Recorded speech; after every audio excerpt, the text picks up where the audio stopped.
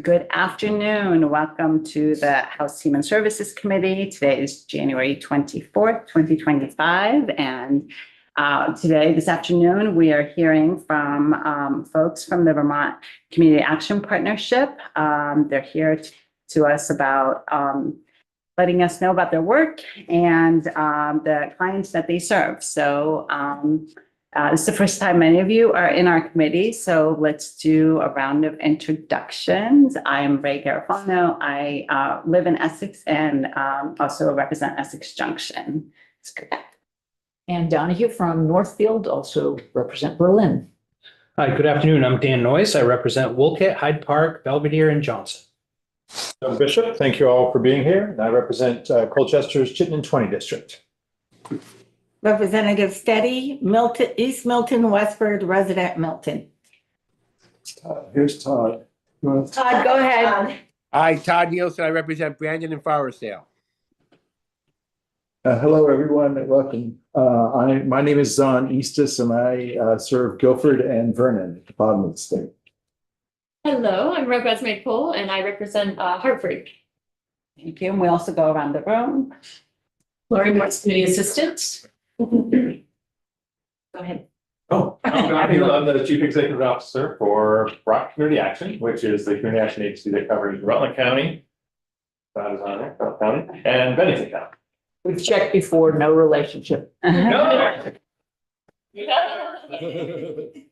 everyone, I'm Liz Sharp. I'm a resident of Middlesex and I work at Capstone Community Action as the Director of Community Economic Development and Security. I'm Jenna O'Farrell. I'm from St. Johnsbury, and I'm the Executive Director of Northeast Kingdom Community Action and represent Essex, Caledonia, and Orleans County. Hi everyone, Casey Winterson of Berg, Vermont, and I'm from NECA, our Director of Economic and Community-Based Services. Matt Levin, I'm the Executive Director of the Vermont Early Childhood Advocacy Alliance. I'm Elizabeth Bennett, Director of Operations at NECA, Community Action. I'm Allison Calderera, the Co-Interim Executive Director of Capstone Community Action in Central Vermont, and I live in Jericho. Hey, I'm John Megas Russell from Southeastern Vermont Community Action. We service in Windsor County, Brattleboro. And I am Matthew DeGroat from Action Circles, working with the Vermont Community Action Partnership and State Health this year in Worcester. Great. Thank you all and welcome. So we have 3 witnesses, I believe, and I don't know if you have an order that, so go ahead, whoever is. This chair.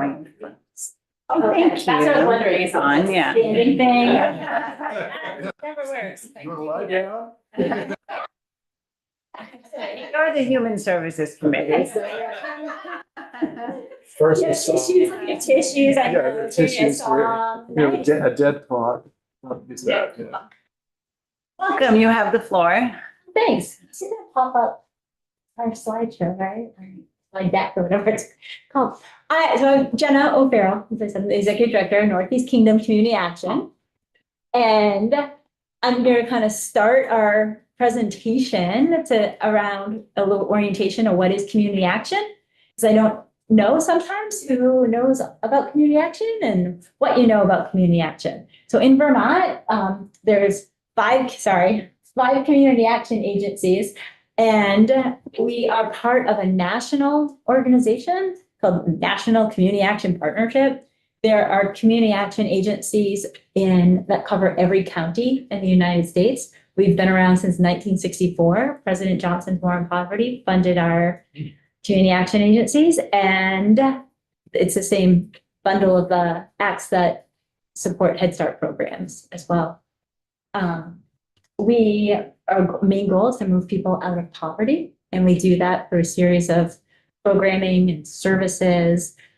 We do crisis services that help people that need immediate supports, and then we also do long-term coaching, and we do a lot of classes that support programs that move people to new learning and acquire new skills. We also have weatherization programs at Community Action as well. In Vermont, there's your 5 community action agencies. You can see where you live, what areas that the community action agency that you have that supports you. as a part of a national organization, community action agencies have a large network, and we receive something called the Community Services Block Grant. And that's our federal block grant. It is a very, very small block grant. For example, Northeast Kingdom Community Action, we have a $3 million budget. We have $600, I mean, $6,000 7,000 from our block grant. So it's a very small amount. If you've seen one community action agency, you've literally seen one community action agency. We all look very different. We have some similarities. We all do LIHEAP, right? So we do the crisis fuel program. Most community action agencies have weatherization. NECA does not. It's not in our portfolio, but the other four do. We do micro business development programs. We have financial capability programs, housing. A lot of us are Head Start providers. So we do a lot of services that are similar. And then we have a variety of different services. And what makes us unique is that we're mobilized is in our mission to incorporate programs that are going to move people out of poverty or mitigate the conditions of poverty. So that leaves us open and to keep our mission alive and take on other programs or supports that our communities may need. So some of us work with Department of Corrections. We have partnerships with our parent-child. Some of us are parent-child centers or have partnerships with parent-child centers. We offer run shelters, housing shelters. We do housing stabilization programs. We have lots of different, we have food shelves throughout the state of Vermont. So we do a lot of different services. One of the things that's most interesting, I think, about community action is that it started as a real folksy organization in the 60s. And it had kind of a little, I think, an identity that was very grassroots driven and people helping people. And in the community action community, I guess people were pretty excited because they heard that President Obama was going to be the first president to talk about community action since the inception of community action. And when he did, he made a move to defund community actions. And he wanted to defund it because we didn't have standards and we weren't reporting out our data. So since that time, we have your community action agencies have a rigorous data system now. We have national performance indicators that we report on as a state to our Office of Economic Opportunity and from the 5 community action agencies, and then they compile a statewide report. And I think some of you might have received our community action annual report for Vermont. That gets sent in, all of our data to our federal, incorporated to our federal office and national partners. So we report on all the programs that we offer, not just the programs that come from that community services block grant, which is kind of interesting when you think about it, that we're reporting out. So like, let's say our housing staff are reporting housing data to the housing database that we need for our housing opportunity program funding through HUD, but they're also reporting into our community action world as well. So our data is comprehensive of all the grants that we receive, not just our block grants, which is pretty unique. Jenna, I should have asked, do you mind us interrupting? No, more helpful. And I lost my question and that question. So go ahead and now we'll come back to me. Sorry. Oh, I wanted to know where, what other sources of grants and where else are you getting the funding? From all the programs. So at Northeast Kingdom Community Action, 50% of our 13 million is from Head Start. Okay. Right. So and then we have 2 parent-child centers and then we have housing funds. We also are the Children's Integrated Service Provider for the Northeast Kingdom. So whatever the program is built out, it's all on grant funding, Department of Corrections, Restorative Justice. How do you know recipients aren't using both services or all services? We want them to use all services. Like if they're already getting the free hotel, how do you know if they come to you for something? Something like that. You know what I'm saying? How do you know somebody isn't double dipping? The old story. Because we work with everyone in our program, all our participants, very holistically. So when they come in, so we have a person maybe who's coming to our food shelf all the time. we know who they are and we know their name. Oh, no, I don't need Blue Shell. Anybody can use Blue Shell. No, I mean the bigger programs like housing, I don't know, the bigger not I'm trying to Blue give Shell, examples. Anybody can use the Blue Shell. Everybody. The representative, something with a database. Like, They all- you- well, we are do- they all in the same database Yes. as other organizations? No. So you can look it up. Oh. They're all in our database, all because our community You're in action But database. you can't like look on and see if they're already getting that same service somewhere else. There's no way to. I'm trying to think of a parallel service that you're thinking. There is a way to tell? Yeah. Okay, Yeah. that's all I needed to know. On housing, absolutely. So the bigger things, okay.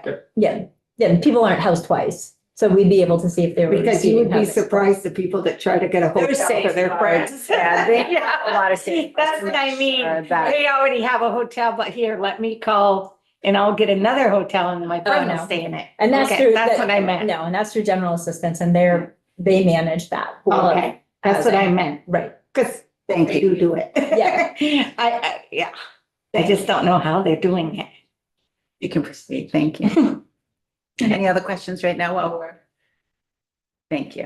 Go ahead. But I think that speaks to internally, we do something really different at Community Action. That we do wrap around families that, and individuals that come in for services. And you're right, anybody can come in for food shelf, but it's through the relationship and the intake process that we find out that they're also eligible for crisis fuel. And that their housing might be not stable housing, or they might be in jeopardy of losing housing. And then we can provide housing stabilization, retention supports to keep people housed. So it's kind of the secret sauce of Community Action is that we're very human centered and really focus on moving people into self-sufficiency. And that path looks different, right? So we're working with people to set their own goals and build those relationships with our staff and really move ahead in ways that they want. What is the follow through? So you get somebody out of a hotel, you get them in a house and the landlord calls and tells you, my house is destroyed. What do? Do you help the landlord? Or do you let the person stay there and keep continuing that action? Or do you reward them and put them somewhere else? I think that's a great question because that's the best case scenario is the landlord calls us. Oh, I know. Right. I know. We 'cause love that. Yeah. I know a lot of landlords. Yeah, so when we get called, that's the best opportunity because then we can go in and help provide that support for the landlord and for the tenant because we want to preserve housing for people. So that would be our goal. So there is follow-up, and do they get another place or do they get some? Representative Steady, I wonder if this is something you want to take offline with the witnesses? And I think we're gonna get there because Yes. Oh, actually get there. Okay, I'm gonna get there. I'm gonna shift to Liz Sharp, who's going to talk about our financial capabilities program. And then Casey Winterson, who's gonna go into more detail around housing and can provide really good answers to some of those Okay, questions. Because great. they're really important and Well, it's you're really. important with taxpayer dollars. Yes, very important. Absolutely. Thanks, Jenna. Thank Thank you. you. Thank you. Alrighty.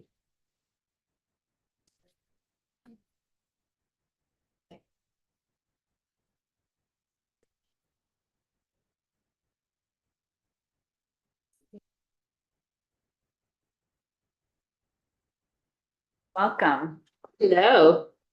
Thank you for having me. I'm Liz Sharf. I'm the Director of Community Economic Development and Food Security at Capstone Community Action in Barrie. And we cover Washington, Orange, Lamoille counties, and part of Windsor. And the beauty of the network, as Jenna said, is that we cover the whole state. So I'm here today to talk about 3 of our economic development programs that all of the community action agencies provide as services to your constituents. The first one that I'm going to talk about is our micro business development program. Our micro business development program has been around since 1988, and we provide business coaching and counseling to folks who are considered micro businesses, which is fewer than 5 employees. In Vermont, that landscape is about 10,000, a little under 11,000 people who are employed by a micro business. And it's about 50% of the small business landscape in Vermont, which is 500 or fewer employees. So a lot of those 50%, it's over 50% are actually the very small businesses. The folks that we work with tend to be sole entrepreneurs. So, you know, they often do have an employee or two, but often it's just one person who's running a business. This is an income eligible program. So we're looking at folks who have 80% area median income or lower that we can serve. And we tend to be serving the folks who they may differ from a traditional startup in that they don't have family wealth to support them. They don't necessarily have startup capital. They may come to us with an idea, but they don't really have the tools or the resources to get that idea to an actual reality. So that sort of sets us aside in the Community Action Network from something like the Vermont, the SBDC, which also works with small businesses and also provides workshops and counseling, but will often refer some of those more challenging folks to the Community Action Micro Business Network. And so as a network, and you'll see in my little Venn diagram here, that these three programs work well together. So with micro business development, we have business coaches and counselors who are also accredited financial counselors through the AFCPE, it's called. And so often someone will come to us with a plan or an idea, but their own personal finances aren't in good shape yet to be able to weather having a business. So combining the skills of the personal finance and then integrating it into our business coaches, all of whom have owned their own business and have experience running small businesses, will help the person with business plan writing and development, cash flow analysis, access to capital. So we work with places like Community Capital of Vermont, who will traditionally give loans to folks who may not have the credit to be able to get at a traditional bank, and things like marketing and social media. Meanwhile, they may be also helping that person build credit through our financial counseling program so that they can access the loans that they may need for their business. Setting up a budget, because if you've ever owned a business and you're just a sole proprietor, there's that, sort of crossover between your own personal finances and your business finances. And so helping you define, like, what do you need to run your household versus what do you need to run your business? So we have folks who have, combined over at least, well, at my agency, it's combined 60 years. So I can only imagine that combined, it's a lot of years of experience of folks as our business counselors. So in terms of our financial coaching program, we have, as I mentioned, each one of the agencies has what's called an accredited financial counselor. So financial counseling, is a little different from financial coaching in that our counselors are trained in personal money management and can help folks who often come to us in crisis with, I'm about to lose my house, and, my house is going into foreclosure, or my car is about to get repossessed, or, I'm behind on my credit cards and I have $90,000 in credit card debt, right? What do I do? So those folks aren't necessarily ready for financial coaching, which is the piece where the individual sets goals and, decides, how am I going to move forward with those goals? What are the steps I need to take to meet those financial goals? So we start often with the financial counseling piece, getting people back to hoping to get them back to where they need to be. So it may be things like, let's get you into debt, to how we're going to consolidate your debt. How are we going to build your credit? Many people come to us with no credit at all. They don't know how to build credit, but they want to get a car loan. We don't want them getting a 17% car loan. We would like them to get something that's manageable and affordable. So we help them with things like credit builder loans, opening up a really, $100 to $500 credit builder loan at one of the local credit unions. So we work locally with all of the banks and credit unions as well.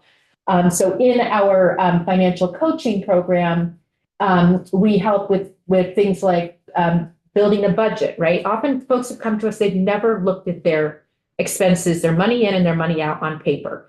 And then when they see it, they're like, oh, that makes sense that I'm not able to pay my bills off every month, or why I'm going to my credit card.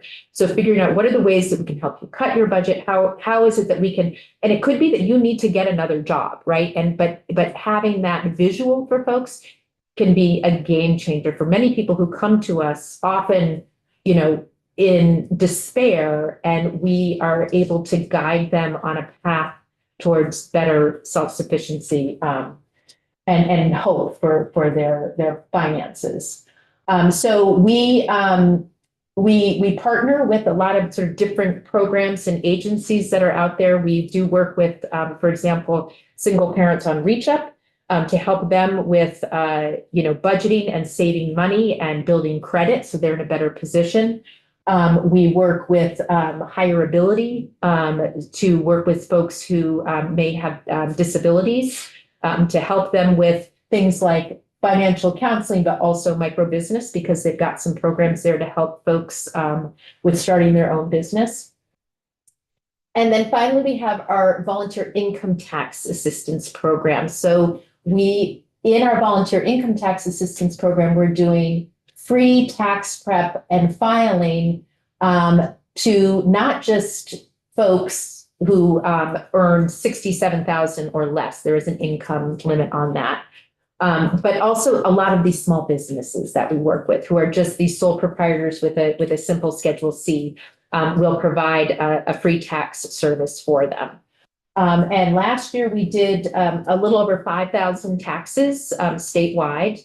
And for all of these programs, we receive funding in part from the state, and we are requesting an increase in funding for these three programs. But I can tell you that we are, as I myself and an accredited financial counselor, I also do tax volunteer, and having that knowledge of like someone's taxes makes a huge difference in being able to inform someone on their personal finances and understanding what kinds of credits and why they're getting why they pay taxes, right? Like, why are you paying taxes, or why do you still owe money to the IRS, and working with them to make sure that doesn't happen next year. So around the state, we worked with a little over 800 people in our financial coaching program, 5,000 tax returns, which is more than 5,000 people. And then in our micro business development, I think it was around 600 businesses that we worked with, providing workshops, one-on-one counseling, and being able to refer folks within our programs to other opportunities, either within our agency or programs outside of our agency. So really, we are the piece of the community action agency that is the ladder out of poverty. I also oversee our food shelf, right? Some people in the food shelf, they may not ever benefit from financial counseling because they have no money, right? Or they may not be someone who's necessarily, available to start a business, right? So really what we try to do is provide those services to those low and moderate income folks who are ready to take that step and perhaps add to their existing jobs. Often our micro businesses are folks who already have another job, but they need to supplement their income. And so they have a side job. So really these programs are there to bring back into the community people who, can make informed financial choices, can contribute to our community through micro business and through our VITA program with the 4 million plus in tax returns, use that money and put that back into the community. Thank you, Liz. You're welcome. I'm wondering, how do you measure your success in these programs? That's a very good question. So as Jenna mentioned, we do have something called the CSBG Community Service Block Grant that does require us to keep metrics that we report to the state and to the federal government. For our own programs, a lot of them are funded sort of like we often have to do sort of piecemeal funding. to get a few $1,000s from here or there to make up the program. And a lot of these funders will say, well, I would like this information, or I would like you to provide this information that are above and beyond what we do for our community service block grant.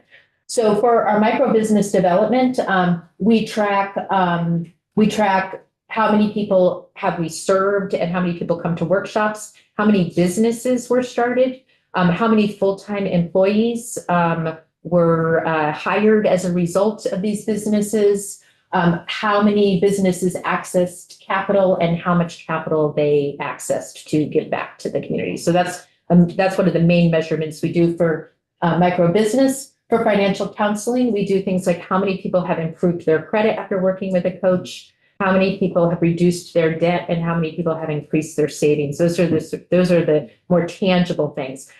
Oftentimes with these programs, and I'll be honest, a lot of it is can be very sort of human-centered. How have we made a difference in this one person's life? I also want to add that one of the things that we've added into our financial coaching is around fraud prevention. So as you know, we get scammed constantly on our phones, right?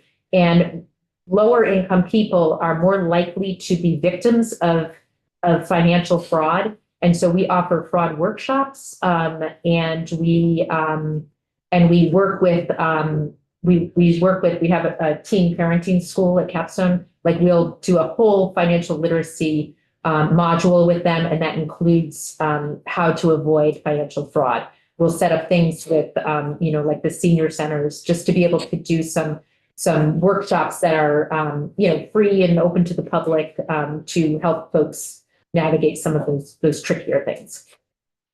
You said you were looking for more money. Do you have a spreadsheet that you brought today, like for this, and then what you're getting now and what you're going to ask for? That's going to be FY26 budget conversations. So I would love to have it during these presentations. I think there might be something that we have. We do have an ask that is the overview. Yeah, there's a big overview of what they do and who they serve. And then when we get into the budget discussion for 26, we'll get into the nitty-gritty of what the ask is. So I have to leave in the next 10 minutes. One more question. Go ahead. Question, you referenced some of the reporting and tracking that you do. Are any of those pieces of the tracking longitudinal, so you see over time? Yes, I mean, certainly our database allows me to compare things over the course of time to see, are people better off is maybe what you're asking. Yeah, or specific, if we took the micro business development, are they still in business? Oh, 6 yeah. months, 2 years? We have aspirations to do that, but yes, it is launched. But I will say, thank you for bringing that up.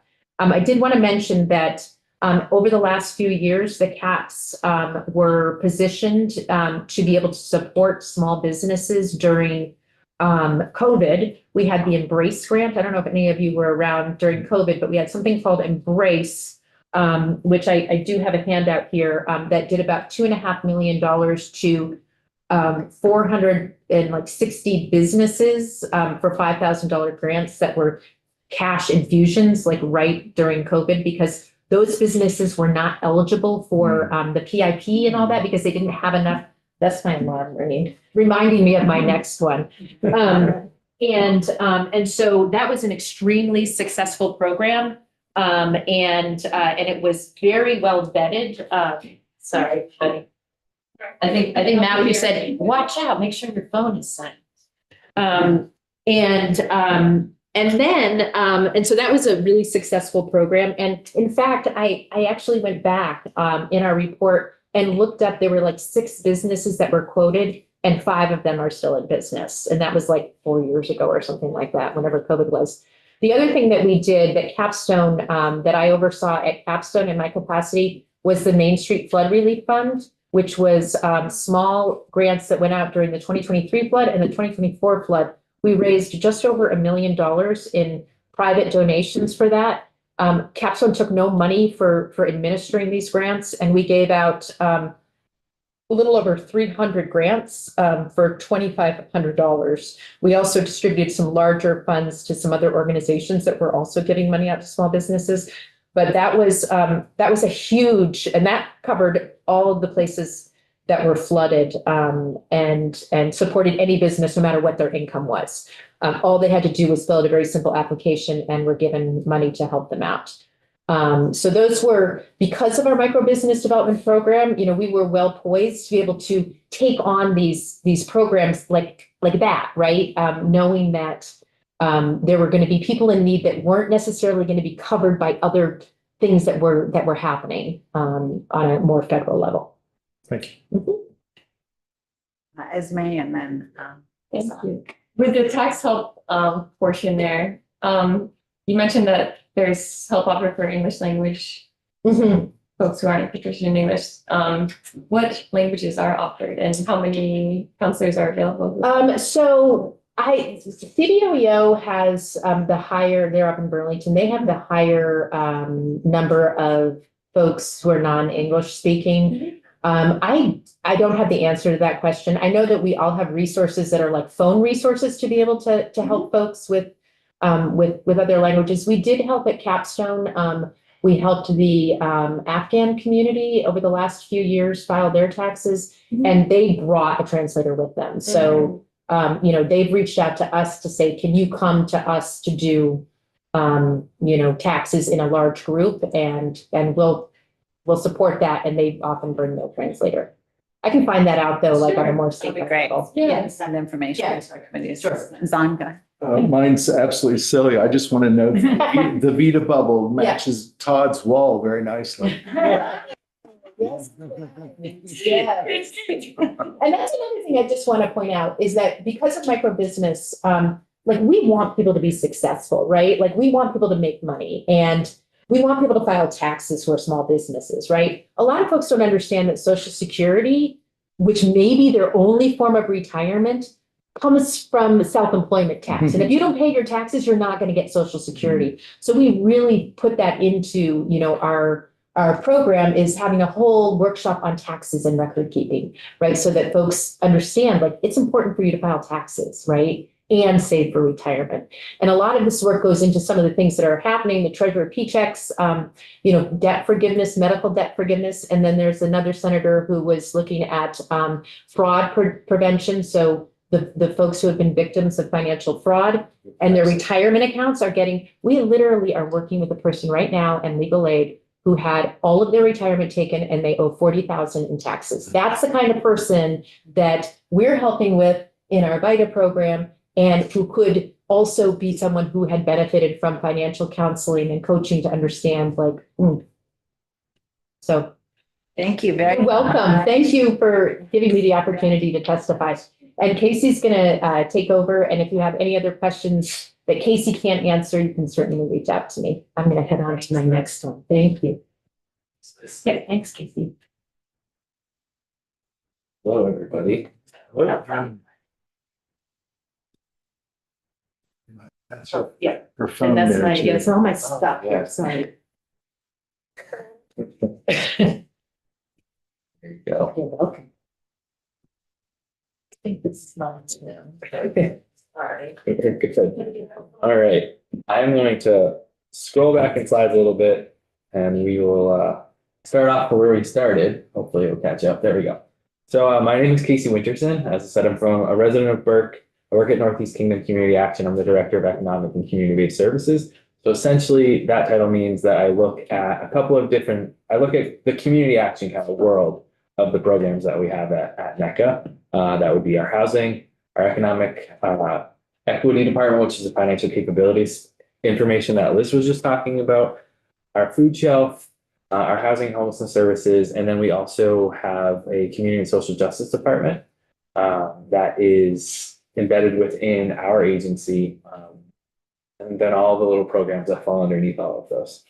So really excited to be here today, and very much thankful for the opportunity, allowing VCAP to come in and testify today to ensure that every person in Vermont has the shelter and the support that they need to get on the path to find their own place here in Vermont. And we know that when everybody is sheltered and has access to the supports that they need to get that shelter to remain sheltered, that it betters our community as a whole. So today, I'm going to talk a little bit about what that all means and what housing services are for us. And I'm going to start off with where we currently are right now. So as of the end of December, the federal level of, or this report came from the federal level and ranked Vermont as the 4th in the nation for the highest number per capita of homeless individuals. So you can see from this graph that we were pretty low and stable pre-COVID, and then COVID happened. And we have nearly, probably in some cases more than doubled the amount of individuals that are experiencing homelessness. And just because someone had asked it at the last committee I was in, the no unsheltered count in 2021 was due to COVID. So we did a sheltered count of the individual, or we did a count of the individuals that were sheltered. And this is through our point in time count. Actually just happened 2 nights ago for the state of Vermont. And it's a collection of all the individuals that at kind of a snapshot in time were experiencing homelessness, whether that be sheltered or unsheltered homelessness. And the difference between those being in our GA program, so staying in one of the hotels, or unsheltered, obviously street homeless, living in a place that's not habitable for humans. Of that number, in 2024, so last year, the PIC count, so we don't have the data yet. We're still in a week-long process of gathering all the data for 2025. But in 2024, we had 3,458 individuals that were homeless that night. 737 of those were children. 646 of those were folks over the age of 55, and 107 of those were veterans. So this gives you a good idea of where we are right now. I would expect, based on how we've been seeing trends this past year, that the number is even higher than the 3,458 that we had in 2024. And leads me to the next kind of big point of why we're here and what is kind of the hope for community action and how we can be part of the solving of the problem of homelessness and folks becoming homeless. So VCAP, the Vermont Community Action Partnership, made up of the 5 community action agencies, has a holistic homelessness prevention program that serves people to address the emerging needs before they become homeless, which I think is the most important kind of piece of the puzzle, is try to catch it before it happens. Because once that individual does go into homelessness, it is often a very large hole to get out of, especially if there's an eviction in that process. Once evicted, it's nearly impossible to get somebody rented to any landlord, unless the community action, I mean, we've got great partners that we have landlords that will take a chance with us because we've got long-term relationships and have been there in moments when things have gone awry, but that's not always the case. And that's definitely not the case for everybody. So a big important piece of we use the relationships that we have once folks are unhoused to get them rehoused, but we also are, what I would like to say, professionals in catching it before it happens. And we do that through kind of 3 major pillars of the programmings that we have. The first being housing retention, which is the catching folks before they become homeless.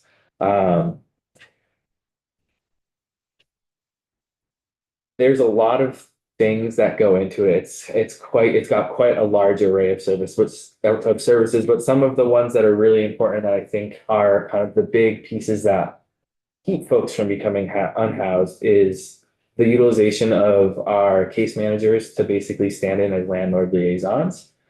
Some agencies within VCAP have funded landlord liaisons. Others are utilizing these individuals that are doing case management through our HOP program, which is the Housing Opportunities Grant program, to step in and do that and be that person that's trying to mediate the 2 sides of the landlord with all the concerns that the landlord has and the tenant who has concerns and also is not necessarily maybe paying for their rent, or they're doing damage to the property, as you had said earlier. So that's and that's a really strong skill that we bring to the table. We have these relationships, we know all the landlords in our areas, so we really can ask them to give us a chance and let them know that we are supported, that we're there to support them. And earlier, the question was asked around how do we make sure that folks aren't double dipping, and also how do we keep folks relationship based wise. And I think a lot of that stems from who we are, and Jenna spoke a little bit to it, and I'm going to just elaborate a little bit more of every service that we do related to housing goes through the process of coordinated entry, which is a state and federal program. Here in Vermont, we use the HMIS program, the Homeless Management Information System program. And that is utilized by both us and general assistance, the economic services. So anytime someone is entered into a program, it's actually visible to all the parties. So we know when folks are in GA, and we also work with our economic services department locally to be able to understand getting lists of individuals that are in the hotel maybe for that night or in the program. And that list is also not often, like in the Northeast Kingdom, we've currently got two very small local hotels that do placements, and they're both full. So oftentimes someone that is experiencing homelessness from the Northeast Kingdom is going out of district, and we're still connected that way. So I just wanted to make mention to that before I forgot about it. Some other pieces within the housing retention world that I think really highlight the work that VCAP is doing is that relationship-based piece with case management. It's not a one and done, like, hi, check a box, goodbye. It is us sitting down with that participant, getting to know them at a person-centered level, working through skills that we've all had and been trained in over our time within community action or the human services world, and really meeting them where they're at and providing the information that they need, identifying any sort of root causes that may be resulting in them becoming unhoused, or not being able to pay rent, or not being able to get to a job because their car broke down, or they can't afford those two tires on the front that are completely bald and it's the dead of winter in Vermont. So that's where we step in and where we're able to really wrap around with those individuals through these case management services. And a big piece of the ask that we are putting forward for fiscal year 26 is that case management piece, is growing case management across the state, adding multiple, I believe it's somewhere in the ballpark of like 12 new positions based on what we've currently got. And then the second piece, which I'll get to, is the major piece of that ask is financial assistance, which is here at the bottom of the slide. I'll talk a little bit about here and then a little bit more in a little bit, but direct financial assistance is, in my opinion, outside of the direct case management, it is, Jenna used the word secret sauce or the phrase secret sauce. It's the secret sauce of the program. It is direct dollars that are given to the community action agencies that then can be given out to landlords. We never write direct checks. We're not, per the program, per the rules of HUD, we're not allowed to write direct checks to the participant, but we write those checks to the landlord, and we spend, so fiscal year 25, we spent about actually, let's say this year for funding, we were funding $100,000 at NECA ourselves, and we burned through that in 6 months. Luckily, there were some funds still in the larger budget that we were able to get some additional dollars, but more than likely we won't make it till the end of June with those dollars. So it is one of the most important parts of the program, because it's the thing that actually it's the lever that makes the difference. And what financial assistance is up to, it's two different pieces. So there's the rent payments of rental arrears. So we can pay up to 3 months of rental arrears to the landlord, or if somebody has become unhoused and is needing to get into a placement, we can also assist them with first last security deposit to get them into their new location. We also, which is not very common but allowable through the HUD, the HOP dollars, is assist folks with relocation. So if they've got family, that they can move to in a different state and all they need is that bus ticket to get there, and then they'll have permanent housing when they arrive. We can also assist with that through these financial dollars.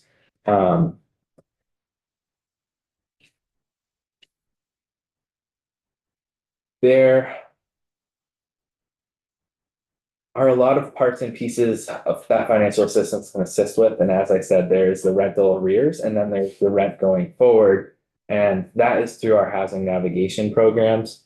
And that is our third pillar of the work that we do, which is when the unfortunate case is that someone may become unhoused, we're there to scoop them up and service them with all of the community action, person-centered case management skills that we have, catching them in that crisis, providing one-on-one case management to those individuals, and finding a way to move them forward and out of the situation that they're currently in. And almost every time it involves financial assistance, because that's the next step to get them back.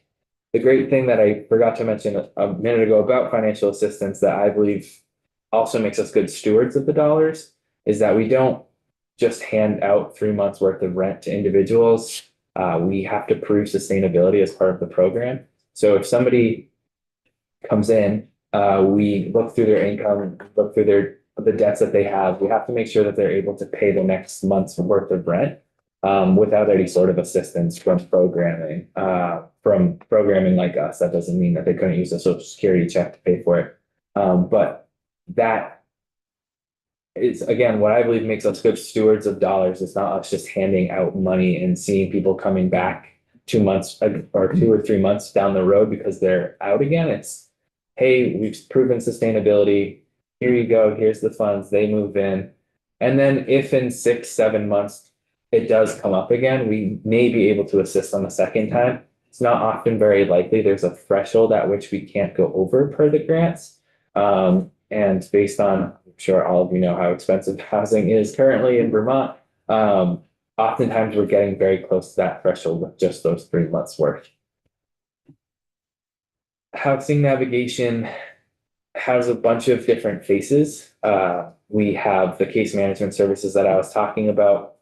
We have budget and sustainability planning, which is again, a kind of a light touch service that happens within our case management housing world, but also can happen through our financial capabilities. But a big piece, again, of the whole picture is our voucher programs. So there's a significant amount of vouchers.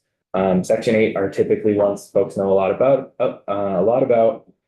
Then there's permanent supportive housing, which is a program that offers different types of vouchers. So there may be family unification vouchers through the FSH program, which is permanent supportive housing, and I'll talk about a little bit more in a bit, the home family voucher is currently a program that is being ran at the state and really has been a game changer within the past, since 2023 when it started. And the reason being is that it is case management plus direct dollars through financial assistance plus a voucher that allows for folks to get used to paying for rent and not having to be responsible for 100% right off the bat.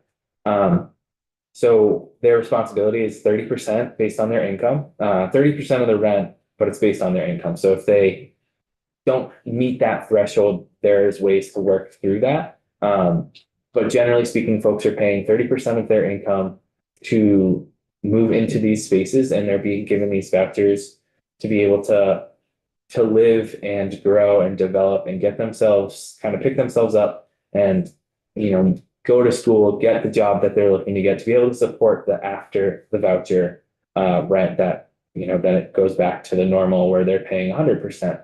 And voucher programs are extremely important for long-term success because not only are they getting the financial assistance that they need, they're also getting the long-term case management. So there are multiple different programs that hold vouchers where someone may be sitting with a voucher in an apartment and full-time case management services for up to 2 years, which seems like a long time.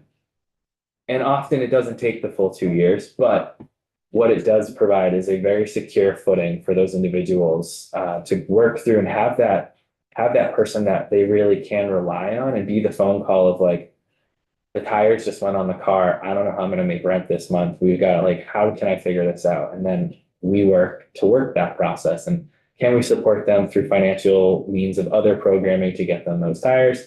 Or how do we work with them to say, to build a budget around, well, the tires happen now. Can we work with the landlord to maybe pay that rent over the next 3 months and set up a plan with them? So it's a really, really good program that allows for a lot of great work to happen. And the last piece is application assistance, which is another piece that I don't know if anyone around here has ever had to do a housing application for any of the places down here. But getting into some of the larger places, like I think down here you have Stone and Browning, I think is their name. Milton too. Yeah, No, and they're huge. I was looking at Allison because she's from Capstone. Oh, but, sorry. You can have Stone and Brown too. But they and she's left that since then. But the application can be 5 pages long, and there's a lot of intense questions that folks don't necessarily know how to navigate, especially if they've never done it before. So we're there to be able to support them through that process. We're also there to support them through benefits processing and applications for SNAP, for Social Security, to get them on Medicaid, Medicare, whatever it may be. That's what our housing navigation really can also assist with. Just want to do a title check. You can see you have several more slides. Okay. Yeah, thank you. Liz chatted a little bit about the microbusiness development program, VITA, and financial capabilities. I'm always happy to answer any questions around there. Essentially, 7 minutes. All right, scroll back. Peer supportive coaching is a new, very important piece of the puzzle, especially where we're seeing our communities right now and the crisis that is individuals with substance use and misuse. Housing peer support coaching is the answer to be able to wrap those people in both sides of that story. So being able to get them the support through the peer coach that they need, and also the support that they need in housing to move them forward, have them have the ability to build a network around themselves and be able to rebuild from wherever they are currently. And it's new programming that we are looking to move forward within, I know NECA ourselves. And I think it's important to, similarly, I think all of the things that I've said so far is this idea of wrapping that person holistically. And this is that opportunity to do that in a way that's not necessarily been done before.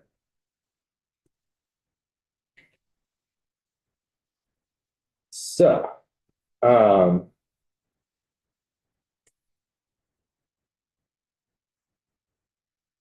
providing people with the shelter that they need and the services that they need really is the most affordable choice for the state to make. It's definitely more cost effective than having to interact with those individuals during the crisis cycle. And that's, I think, one of the biggest pieces of that's where we really can succeed and step into, and where we have been stepping in within the VCAP world, within our housing world.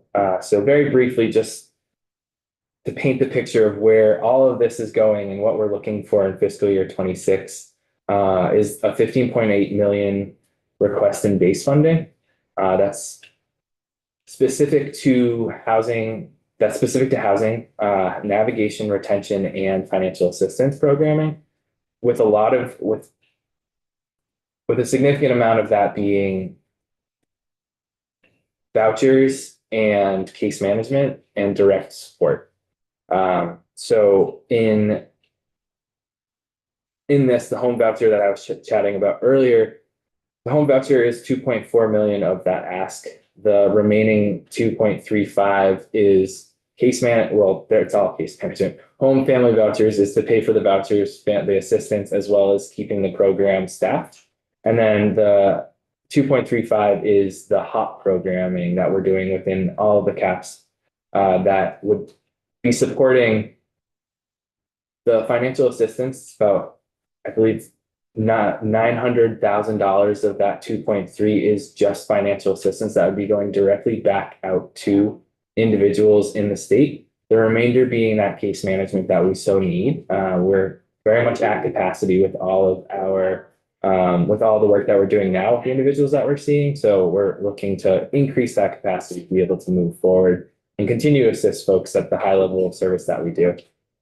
The last piece is the Emergency Rental Assistance Program. I believe HHAV was here last week chatting with you all about it, and we are fully in support of the Housing and Homelessness Alliance of Vermont's ask, specifically around the ERAP funding to maintain the case management that already exists right now for those individuals.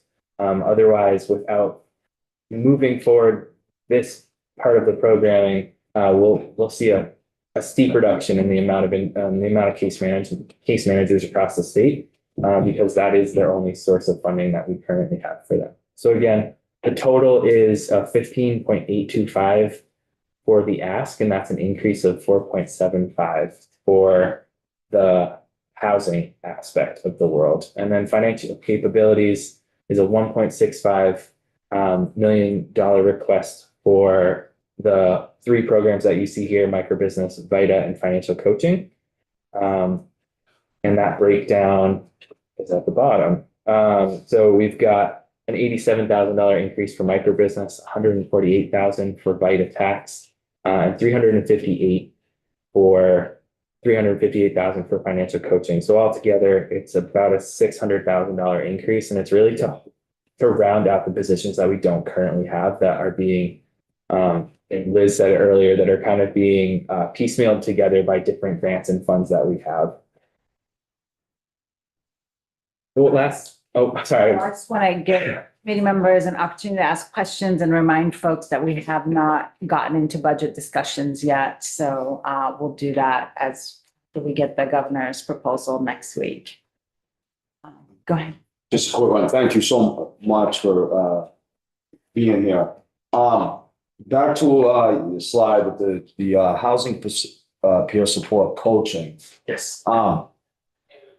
Do you believe it would be more effective to collaborate with like one of your local turning point centers within the community?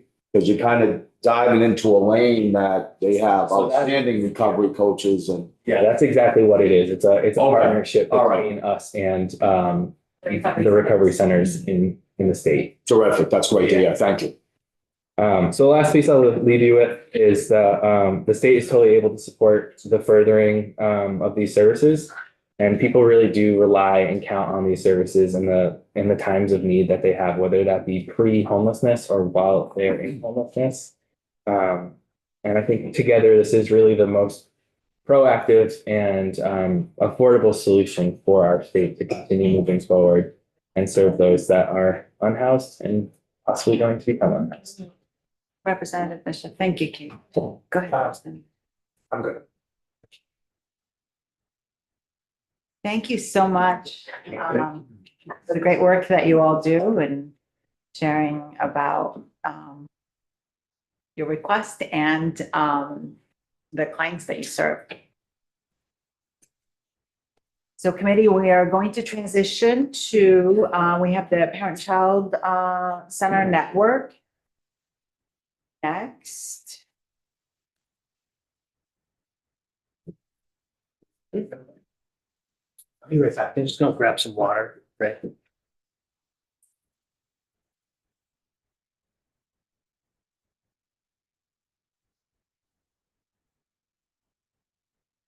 So the representatives from the Parent-Child Center Network.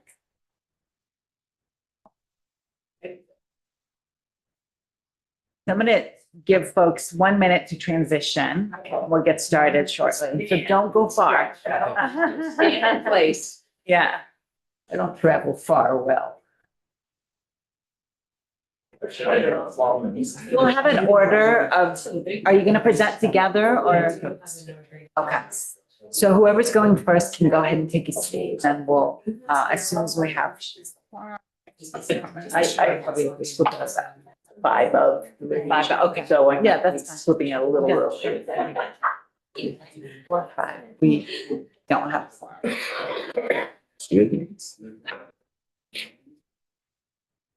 We're just waiting for, to have a quorum and then we'll get started. What is this?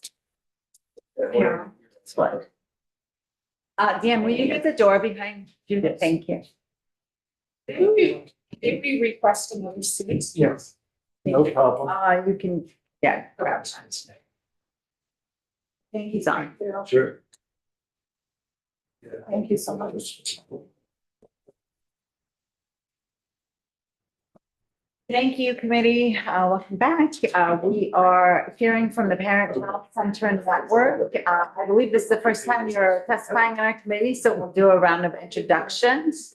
I am Representative Ray Garofano. I live in Essex and I also represent Essex Junction. Esme Cole, I represent Hartford.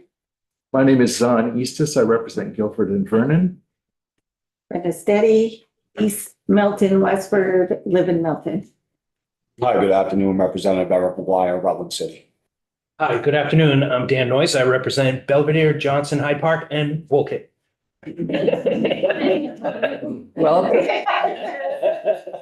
Welcome, and I'm Ann Donahue, Northfield, and also. And we have Representative Nielsen on the screen. I am Todd Nielsen. I represent Brandon and Forest Hill. And then we also go around the room, starting with. Green Morse Committee Assistant from Duxbury, in case anybody wants to know. Jenna O'Farrell, Executive Director, Northeast Kingdom Community Action, which is also the Parent Child Center in St. Duxbury, and Parent Child Center in Newfoundland. Ellen Amstutz, Director of the Parent Child Center Network. Carol Langadden, I am the Executive Director of the Royal Family Center and also Chair of the network, and I live in Woolkit. That wasn't clear. I'm Lindsay Trombley. I'm the Executive Director of the Orange County Parent Child Center located in Tunbridge, and I am the Vice Chair of the network. Matt Levin, Executive Director of Vermont Early Childhood Advocacy Alliance. I'm Elizabeth Emmett, Director of Operations at NICRA, and was a previous Parent Child Center network. Amy Johnson, Vermont Care Partners. Claire Kendall, Co-Director of the Family Center of Washington County. Amy Schollenberger, lobbyist for Parent Child Center now. Great. Thank you all and welcome. You have the floor. I believe you have a presentation, a slide deck that is on our committee page.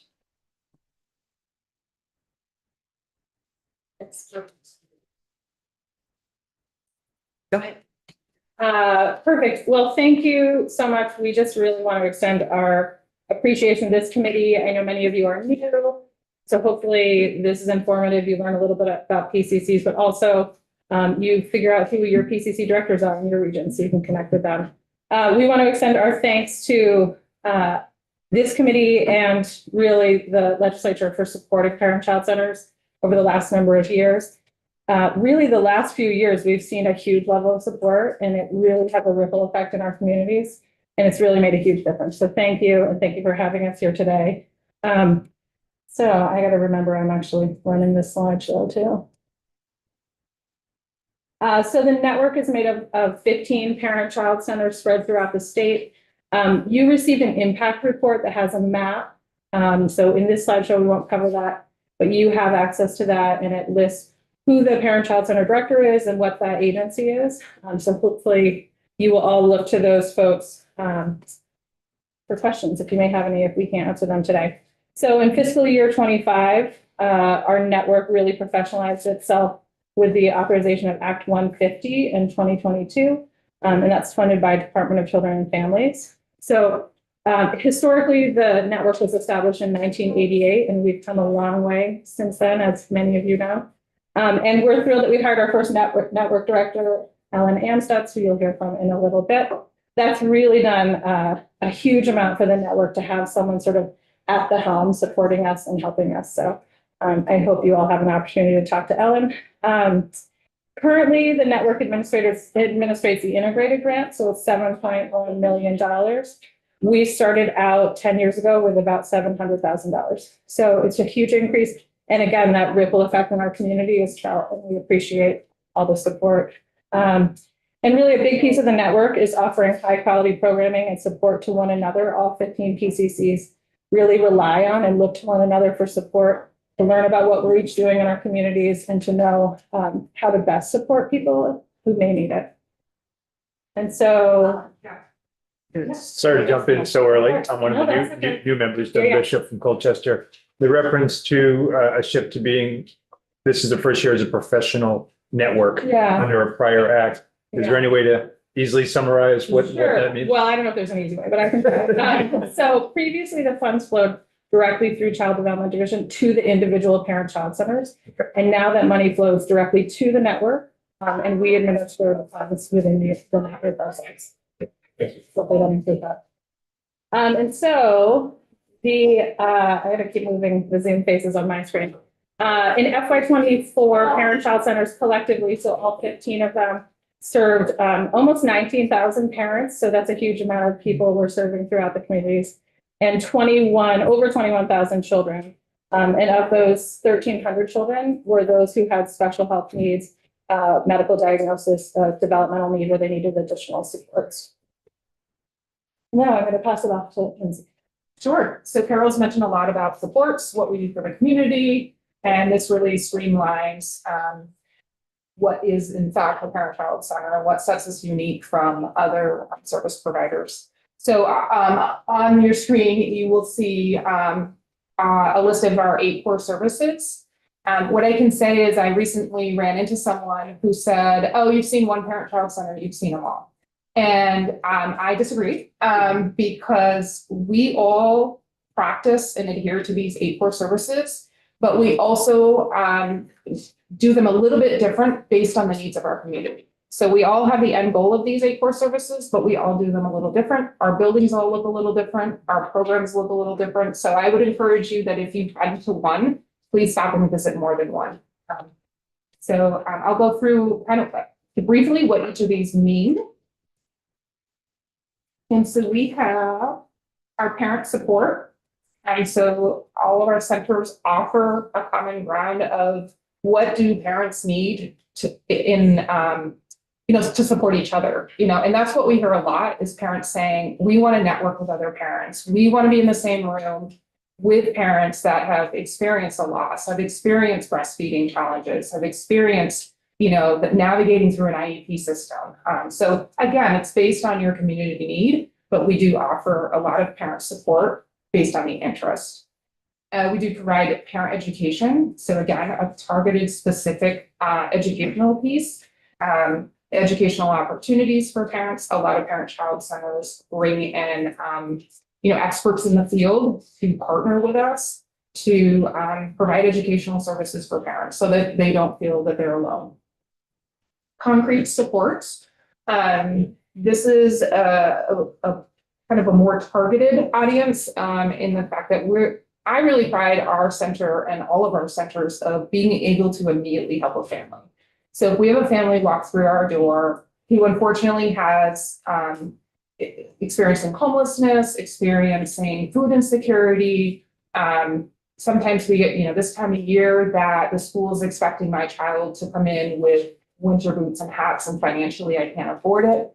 We have the ability through our integrated grant to offer funds for families to immediately make an impact on their current emergency situation.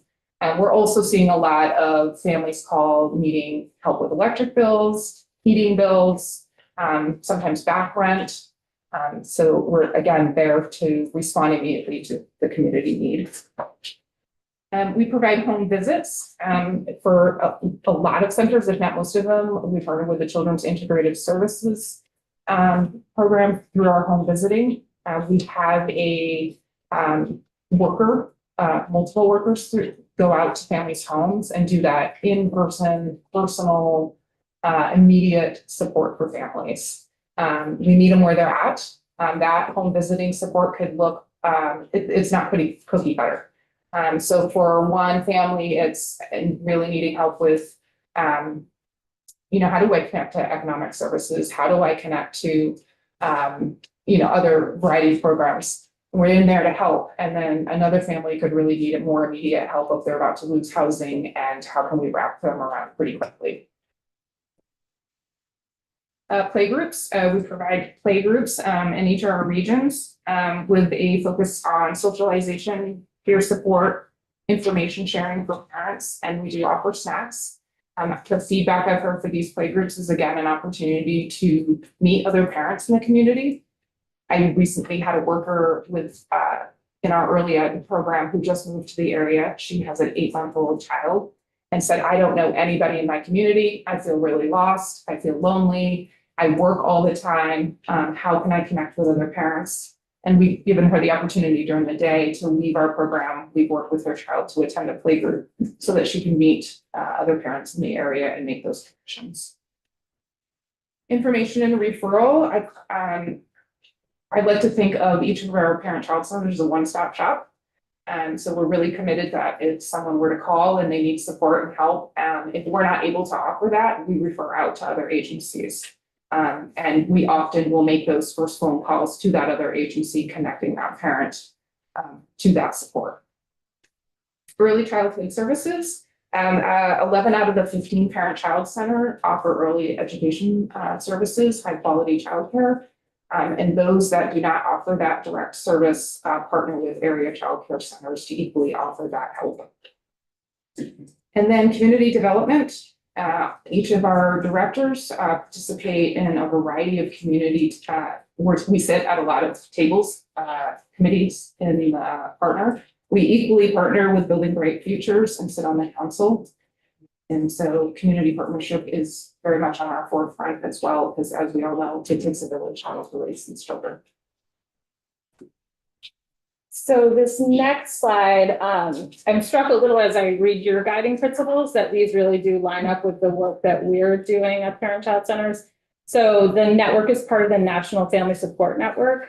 41 states are involved in that. It was an effort on our parts to really have guiding quality standards that we could all look at within our PCCs to make sure we were hitting these marks. So there's foundational quality and there's high quality, and we are continually looking at those to ensure we're meeting those. And that's based on the 5 protective factors. So Center for the Study of Social Policy has the Strengthening Families protective factors, and it's based on that framework. And so it's parental resilience, so helping people deal with stress, social connections, ensuring that people have someone they can turn to. And you could hear as Lindsay talked about some of those 8 core services. This is really where we try to touch on these. A knowledge of parenting and child development. We want parents to understand what's age appropriate and what they should expect from their children so that they feel like successful parents and they know where their kids should be. The concrete supports in times of need, as Lindsay mentioned, it really helps minimize stress for families when they have their basic needs met, and we want to do what we can to support that. And then social and emotional competence of children. We really want kids and adults to have the ability to interact with one another and to regulate their emotions, and that's a big piece of what parent-child centers can do. We'll switch the slide. Oh yeah, of course. I wanted to share this slide because it was brought Yeah. to my attention. One of our directors shared with us this picture was taken and the hat this child's wearing. There's a community member that knits these hats specifically for the children and the community. And it was shared that when they go around town, the children leave out with these specific hats. So everyone knows that this particular volunteer made these hats for that program for the kids in the community. So I was going to share that. So if you're in Brattleboro and you see a bunch of strawberry caps, yeah. Yeah. Do you do that? When you say it,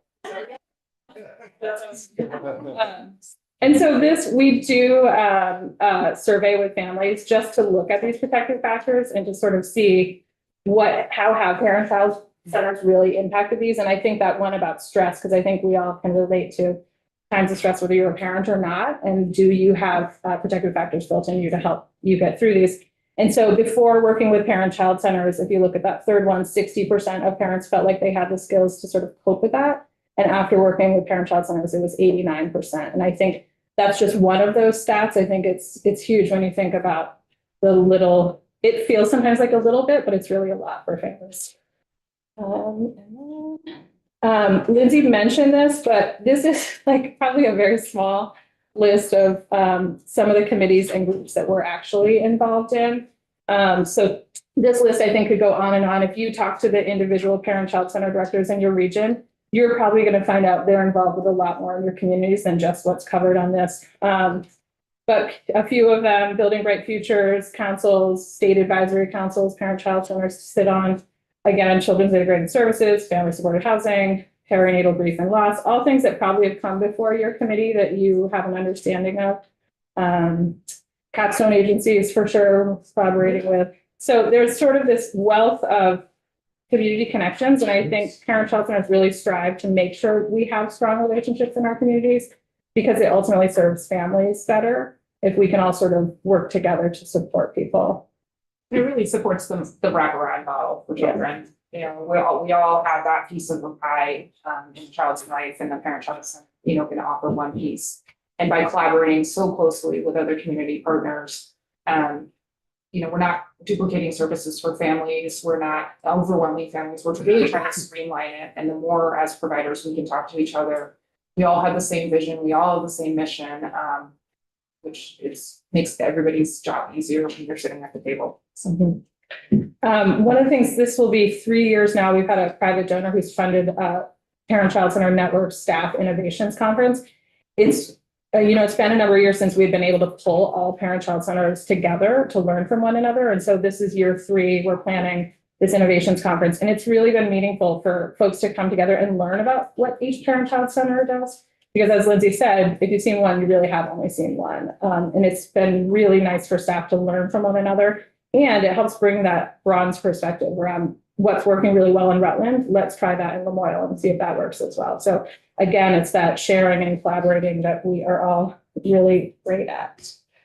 And this is a picture. So again, I just want to thank everyone for having us. These are a few of the network directors. Some of them didn't make it into this picture, but maybe they were behind the camera. So you also received our impact report. We're incredibly proud of the data in that. So we would love if you would look at that and let us know if you have any questions. And I just, you know, again, like if you think about Parent Child Centers, it's really that multi-generational going to families, meeting them where they're at, helping them the best that we can based on what they really need. So thank you so much. And are there any questions? Yeah, any questions? You guys are tired too. Comment. Every time I go down to Parent Child Centers for your annual meeting, I'm so impressed with the work you're doing and the success stories. So keep up the good work. It's really an asset to our community. Thank you for all the work that you do. So I know one of the goals of having the network was to streamline the grant processing and having reducing the administrative burden for each individual program. And I know we've heard from other witnesses that have a lot of agreements with the Department for Children and Families that some of that grant processing has improved. I'm just curious, what has been your experience? Amazing. Okay. Yeah, it's amazing. And I say that because yes, it's streamlined. And payment wise, we are receiving the payment within days versus weeks. And as a reimbursable grant, and if you know, funding restraint tight sometimes, that's again wonderful. So I personally have seen such a huge difference with sort of leaving out that, you know, essentially middleman and just streamlining it right to our network. So I appreciate the opportunity to have, you know, to allow us to manage that in such a way that has really benefited our agencies. Thank you. Yeah, I would agree. The one thing I would say too is I think previously there were PCCs who would have to take out a line of credit to pay payroll. And we're not seeing that situation happening currently, which is, you know, I think we all understand this nonprofits, it's really challenging at times. And so to not see that happening is great. So we're going to shift? We're going to shift. Are you going that way or which way are you going? I'm staying here to run them. You can still do that. I'm just IT support now. Great, thank you. So my part of our presentation is to talk about what we are asking for this year. And I do want to say that I just started in August. I have been a homeowner in Vermont for 32 years and spent most of my career in New York City. In the last few years, you know, my husband was retiring. I said I would love to work in New York, in Vermont, move my career to Vermont. needle in a haystack, this job appeared. And when I read the job description, I read what parent-child centers do. Somebody who spent 40 years in social services, I'm a social worker myself, I'm a researcher, I have a PhD in social policy. I said, this is an amazing concept. And go Vermont for putting this into a network and letting these professionals get together and really build and enhance their services through the network. So in my 6 months here, it's been a whirlwind. I'm thrilled to be here. So I hope I do our presentation justice, but I have my colleagues here to support me and who have been teaching me along the way. So this year we are asking for about $500,000 from the tobacco settlement funds. We know that this is money that all states across the country get. The tobacco companies had to pay up for the damage that they caused. And over the years to people, this money is available and it's there to help people stop smoking. We think that the parent-child centers are in an excellent position to make very good use of this funds. We are requesting that the $500,000 go into our integrated grant. And that we will really build our capacity to implement a range of smoking and vaping cessation, health education, and prevention activities. Our goal is to reduce the number of pregnant and parenting adults who use tobacco. We want to prevent parents and other household members from future smoking. And we want to also protect the kids in the home from secondhand smoke, which we know is really not healthy. Places where they play, where they learn, and in their homes. And why is this important? Now, this was, I have to say, I'm not a smoking expert or a substance use expert, but as I delved into this issue to help us craft our points here, I was like really shocked that Vermont ranks 6th in the country for smoking in pregnancy. And I know Vermont, as a social policy person, is pretty high on virtually all health indicators, obesity, diabetes, cancer rates, all of that, general health, generally a healthy state, one of the healthiest. So this one kind of shocked me. As I read more about this, sixth worst, that the fact that it's rural is folks are more isolated, a little bit lower income, is causing people to smoke, and not having like the social fabric. Sometimes those long winters are cold, and that's where PCCs come in. I think you saw some of the photos that we really bring parents together and really build those social supports. So that is one of the things that we think that we can do well. Another statistic, 13.1% of all births are affected by cigarette use. That's a lot, 13% of mothers and babies, unborn babies and newborns and their siblings. We know that smoking during pregnancy causes serious and long-lasting health effects. We know the secondhand smoke is really dangerous for little kids. And then we know that everybody doesn't believe this, but vaping is not a safe alternative. Secondhand smoke from vaping is also pretty toxic. It's a question. Mm-hmm. And I could look this up too, but what year is the data from?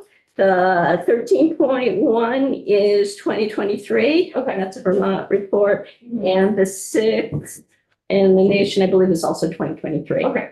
No, thank you. Yeah. And overall, the whole country is getting better. We're all getting better. Vermont's getting better and everybody else is, but Vermont relative to the rest of the country is not doing so well. So, why, as we thought about this idea, why are the parent-child centers so well positioned to do this work? Why do we think it's important? First of all, we got a great wide reach. Every single community in Vermont has a parent-child center. Geographically, everybody's got access to one. We serve 18,000 parents and 21,000 children. And if you multiply that by the smoking rates, we can reach about 3,000 families, households who are smokers or potential smokers. and who have kids or who are expecting babies. We've got a staff capacity in place. We've got a structure.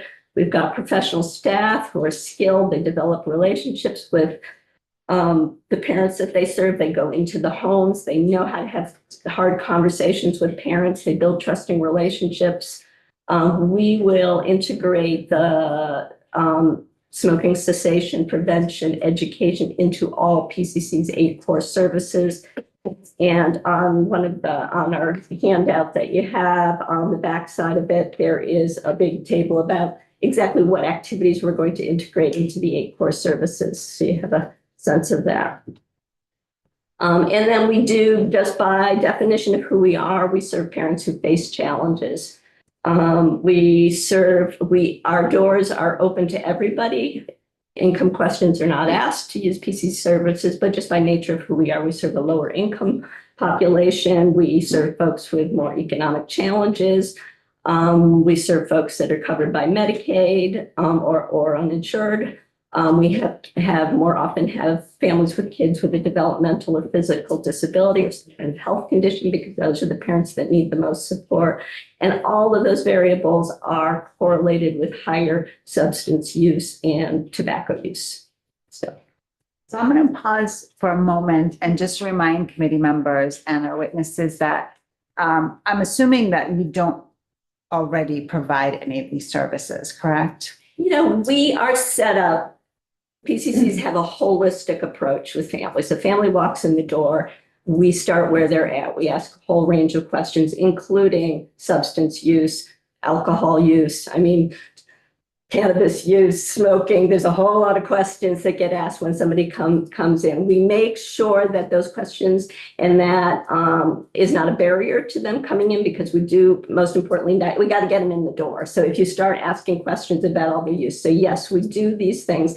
And absolutely, if a parent is smoking, that will be a conversation. But what these funds will enable us to do is to really kind of dial that up, make sure that all of our staff are well trained in these conversations and really push that more intentionally. Which will be a budget discussion in the coming weeks. So we haven't really started having budget discussions yet. So this is a budget ask. So we're going to be having those discussions after the governor's budget is announced next week. So just reminding the committee members that this is part of budget presentation that we haven't really began work on yet. And so our strategies, why we think we're in good position to do this, are research informed. It's not just because we think we're good at it. There's actually research behind it. We know that the smoking cessation programs, when you dial, when you engage in a program, they're not always successful. The recidivism rate is pretty high. People go back to smoking. People really have to work hard to stop smoking. We know people in our lives who just simply cannot stop. So it's not so easy. But what the research says is that people who are successful have done it because they've got social support to do it. There's people around them, professionals, family members who support them and encourage them. And that would be a great role for the PCCs to play. How are you doing with that program? Did it go well? What can we do to help you? Give them. And many of our parents do not have those supports in their lives. They don't have their own parents or family members nearby to support them. So our staff, the childcare workers, and our professionals can play that role. The other thing that PCCs do a great job at is really giving people alternative activities, healthy activities. As I was looking through the photos to put our impact report, that the number of activities that got parents outside, hiking with kids, playing with, arts and crafts, all kinds of things, a lot of cooking, a lot of nutrition types of things. So getting parents kind of modeling that, doing alternative activities is known to be very effective in getting people away from just kind of bad habits in general, and reducing stress. People smoke, people drink because they're stressed. And the more that we can work to reduce stress in families, the better that we can do. I'm not going to say the next day your stress is reduced, you stop. These are long-term really, there's no, easy way to do this. But we do really feel like we are on the right track. So, we would use the tobacco settlement funds throughout our 8 core services. We would do parent education. We would make sure that's part of our screening process. We'd make sure parents got referred to the right place, and not just referred like here's a number to call, but refer, let me call for you, get you connected, and the next day did that workout, and then making sure I'm really supporting them through that process. Concrete supports. If we can help people get their carpets cleaned because, the uncle that was smoking every day for the past 10 years moved out or finally stopped smoking, let's get their carpets cleaned. Let's get them a new car seat because that car has been in a smoky, stinky car for months. Anything we can think of to really support them and make them feel good about this next step that they're taking. And equally, helping them get the family member who is smoking, and getting them to do their smoking outside, away from the house, not in the car, just so that secondhand smoke stays away from the little kids. And then again, reducing our stress and isolation of parents. So, me. So this would be questions I would ask during budget. If it's related to their budget, ask yes. It is. It's related to this and it's, I'll wait. I'll write it down because I'll forget. That's a good idea. Long time away. Okay. Any questions about the services that the parent-child centers provide? Great. Thank you very much. Thank you. Yeah, thank you for the amazing work that you do. Turn it back to Madam Chair. Great. Welcome back. Thank you. I'm sorry I missed the afternoon session, but I was downstairs presenting our committee's recommendations to Joint Fiscal Committee. They had a lot of questions. And you know me, I had a lot to say. I'm sorry, Appropriations Committee, yeah. So just so you are aware, it is posted on our committee's webpage, so you can, great. So everybody can see a copy of that. We had a lot of discussions about upcoming things. So I was really honestly trying to lay the groundwork for our Medicaid rate bill, or our emergency shelter bill that we're going to do. And there were a lot of good questions about that. I have no idea about how they're going to respond, but they were all listening intently, asked some really good questions, and yeah, go ahead. So thank you. I just wondered if in this process, all the questions, is that now they're in your head? Or do they make a note of those questions that we will see at some point as part of the process? Okay. Only if you want to watch, you can watch the video. You can watch the video on it. Yeah. So they, it's an exchange. It's like, I was the witness, in the testimony chair. And so like we asked the witnesses questions here, they asked me questions as part of the witness. Our presentation was our memo. Okay, good. I hear it. Yeah, Brenda. Did, because you know how I feel about the extended housing and the cost, did you at least let them know there was another alternative for 50,000 or not? No, I did the committee's recommendation. They asked what the vote on it was and I shared the vote. So it was 7-3-1. So that means 7 in favor, 3 opposed, 1 absent. So, so that, so say they don't know there's another alternative. The alternative that we talked about here and voted on was the alternative that was presented there. Okay, so is there any way people can contact them to discuss it or not? This is all new to me. Is there any way anybody can talk? Once our recommendations have our committee name on them, those are the recommendations that our committee stands behind. You may not have, any member may or may not have personally voted for it, but those are now the recommendations of our committee. Because Nobody's allowed to talk to appropriations. it's not that you're not allowed. I just want you to be clear about what the recommendations of our committee are. You're an individual. You can share your individual personal opinions. Okay. I just want you to understand, I want everybody to understand, not just you, I want everybody to understand that the recommendations of our committee are what's contained in that. I know, I saw I saw the document. I read it. I sent you an email. Okay. So anyways, but we are allowed to talk to them? You can talk to anybody that you want. Okay, I don't know. I don't want to break any confidentiality. I'm weird about it. It's a public document. All of our discussions, remember, this is just a reminder for people that we're not just seeing people up on a TV screen. That is on YouTube. You go to the House Human Services channel on YouTube, it's going to be there forever. So you know how people watch, videos on YouTube? You can watch us on YouTube. It's not nearly as exciting as some of the videos that you can watch on YouTube, but we are on YouTube forever. So all of our, so when that little red box up there that says live, okay, we're being recorded when that red box says live up there in the top left. I know that, but I just didn't know if we're allowed to talk to them individually. That's all. You can talk to anybody that you want individually. Yeah. Thank you. Yeah. Just reiterating. All the rules. I appreciate you asking.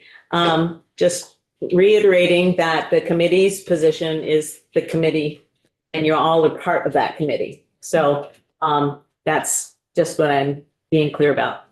Okay.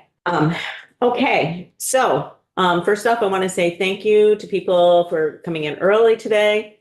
Next week, we have a whole bunch of things. I don't have Lori and I are still kind of like finalizing the where to's and how fors and where things are going to locate, but we're going to start work on H13, which is the Medicaid rate bill. The first one we received at the top of the list there. We have now also received the other bill that we're going to work on, and that is I don't know what number it is. H91. 91, H91, which is the emergency shelter bill. We are going to have a joint hearing with the Senate Health and Welfare Committee. Do we have a date for that one yet? Tentatively Thursday morning. Okay, tentatively Thursday morning. Anybody who might need assistance at the pavilion, it's going to be at the pavilion. That's where we are, right, Lori? Are we doing it? I'm gonna check with Katie. She's Okay. in charge of getting the room. Okay, all right. So it's potentially at the pavilion. So if you need assistance to get to the pavilion, anybody, then please think about that in advance because the Sergeant at Arms office may need some time to arrange that. Or think about maybe where you park that day because it is going to be in the morning. There is legislator parking in they call it the pit. I don't know what the real address is, but the pavilion building right across the street from the pavilion, there's a pit there. That's all must have been a building at one point in time. I don't know, but it's called the pit. It's a parking lot. And there are you can refer to the parking map. There are legislator reserved spaces there. That's probably the closest that you can get.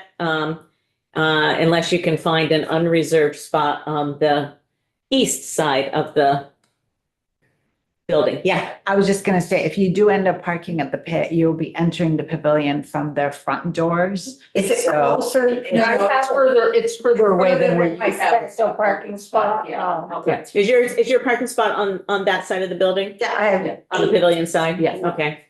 And that's even hard for me to walk. So I drove down there. I was so excited there was a place. Guy came out and told me to get out of there. Said the governor doesn't allow, it was a reserved one. And there was nobody there. And he comes out and says, you can't be here. So I came back. All right. All right. So, I think everybody made it except for, Todd and Brenda. So it is, a required training. So we are going to, do we have the link on it? No, the human resource took care of it with me. They did? She sent me the link Okay. and told me to watch it and I'll let her know when I'm done. Okay. Human resource has been working with me. Okay. I contacted them to tell them my dilemma. Okay. And Ann Donahue, and she's got me all set. This is Ann Donahue. Oh, not Ann, Donovan. Okay. Donovan. Have you? Yes, okay.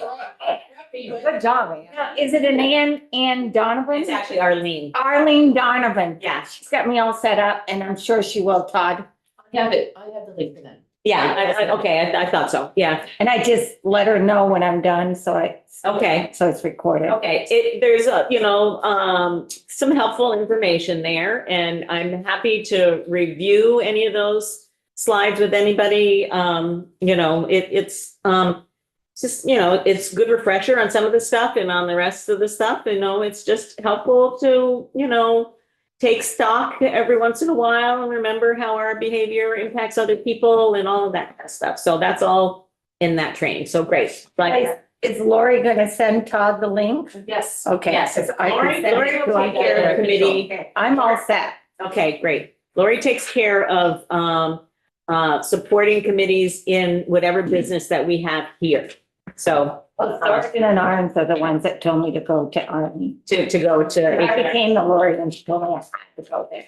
well, that it's a required training, I think. Oh. Yeah, the way it was. We can talk about it offline. Yeah, we can. Thank you, Lori. Okay, so the agenda is going to be taken up. Don't forget, we have the governor's budget address on Tuesday afternoon. And we will be meeting after the governor's budget address, so don't go flighting off someplace else. We're going to start to take testimony on H13. We'll probably also have an introduction to that. But when we say an introduction, that means that legislative council comes and actually goes through the bill as it is originally drafted.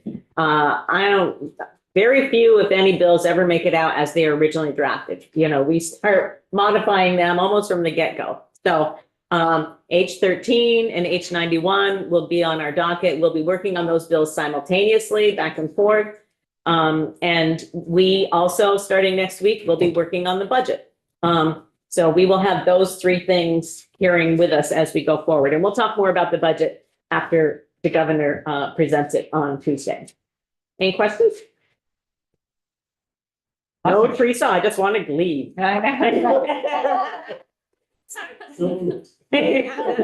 Okay. All right, Todd, I hope you feel better. I see you're at home now, so take care.